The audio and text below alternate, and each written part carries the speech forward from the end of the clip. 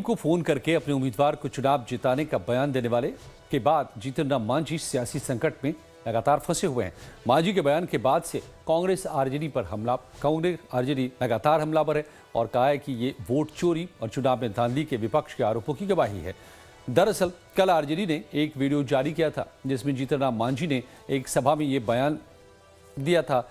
Video में मांझी कह रहे हैं कि 2020 के चुनाव में कुछ वोटों से हारते हुए उनके एक उम्मीदवार को उन्होंने वहां के डीएम से फोन कर जिता दिया।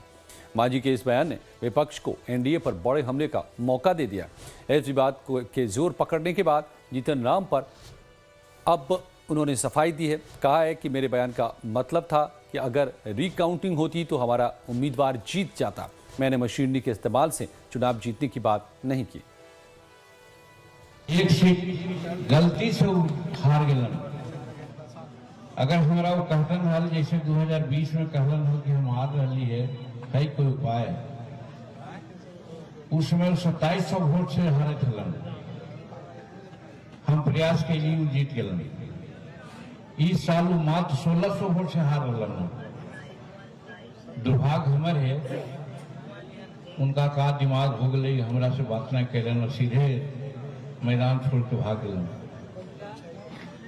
जो साथी जो 2020 में जो कलेक्टर अभिषेक सिंह जी अभी त्रिपुरा में है, वो टेलीफोन करे थे कि सर हम तोरा 2700 वोट से पीछे है, लता जिता दिलिए हल, अभी तो 16 वोट से पीछे है, जितावे में कौन दिक्कत है। हम माथा ठुकली कि हमारा पास अगर जानकारी हुआ था तब ना, तो चल गया घर है।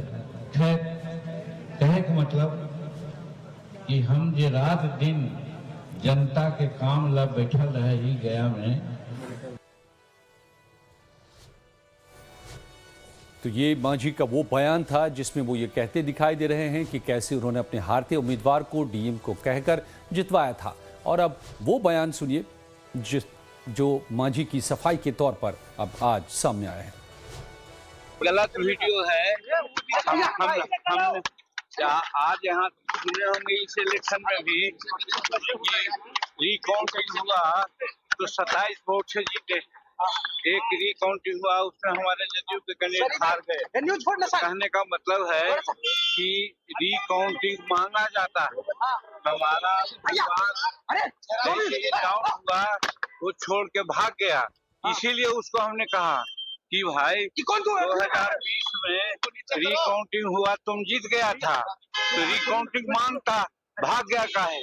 तो उसी पर हमको अभिषेक सिंह का नाम जहां तक आता है, उस समय वही थे, वे सक्षम पदाधिकारी थे और हम समझते हैं जस्टिस करने वाले थे। हमने मांगा कि भाई रिकाउंटिंग दीजिए तो उन्होंने दे दिया। इस समय भी हम समझते हैं कि आपका कलेक्टर अच्छा था, हम लोग रिकाउंटिंग मांगते तो दे देते, और रिकाउंटिंग मांगते तो हो सकता था कि चुनाव हम लोग जीत जाते। जैसा कि देखे कि एक 27 वोट से जीता, एक 27 वोट से हारा, तो हम लोग भी जीत सकते थे। इसी बात की चर्चा हमने की थी। अब केंद्रीय मंत्री के कबूलनामे और फिर सफाई पर आरजेडी और कांग्रेस ने डबल इंजन सरकार को घेरा है। चुनाव आयोग को भी कटघरे मिल लिया है। राम मांझी की स्वीकृति ये बताने के लिए काफी है कि चुनाव आयोग ने बिहार में इस बार चुनाव किस तरह से कराने का काम किया। एक तरफ महिलाओं को रिश्वत दे करके उनसे वोट हासिल किए गए, दूसरी ओर चुनाव आयोग को माध्यम बनाया गया, और तीसरी ओर मशीनरी को माध्यम बना करके किस तरह का खेल खेला गया ये भी सामने आ गया। उन्होंने ये भी स्वीकार किया कि इस बार इनके टेकारी के उम्मीदवार ने इनसे संपर्क नहीं किया, जिसके कारण उनकी 1600 वोटों से हार हो गई। 2020 में 2700 वोटों से वो चुनाव हार रहे थे, तो हमने मैनेजमेंट के माध्यम से हमने उनको जितवाने का काम किया। मांझी के बयान को लेकर के कांग्रेस प्रवक्ता आसिफ नाथ तिवारी ने निशाना साधा है। अब ऊपर से डांट पड़ गई तो पलट गए। पलटने में नीतीश कुमार जी का भी रिकॉर्ड तोड़िएगा का मांझी चाचा? अरे जीवन में एक बार तो सच बोला है, इस देश के लिए, इस देश के लोकतंत्र के लिए उस सच के साथ खड़े हो जाइए। इन लोकतंत्र के डकैतों को, इन वोट चोरों को बेनकाब कीजिए। इतिहास याद करेगा। क्यों दूसरे का कलंक बुढ़ौती में अपने सिर पर लेके जाना चाहते हैं? कोडीन कफ सिरप के